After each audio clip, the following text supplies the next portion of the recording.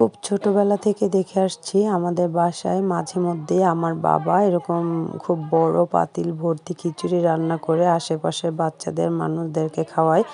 এটা আসলে ওনার ভালো লাগার একটা কাজ বলতে হবে। যাই হোক, আমি দেখলাম যে রাতের বেলা আব্বা অনেক রকমের সবজি বাজার করে নিয়ে আসছে। এখানে ফুলকপি, পাতাকপি, মিষ্টি কুমড়া, আলু, পেঁয়াজ, বেগুন, মূলা, টমেটো, সিম, বিভিন্ন রকমের সবজি ছিল।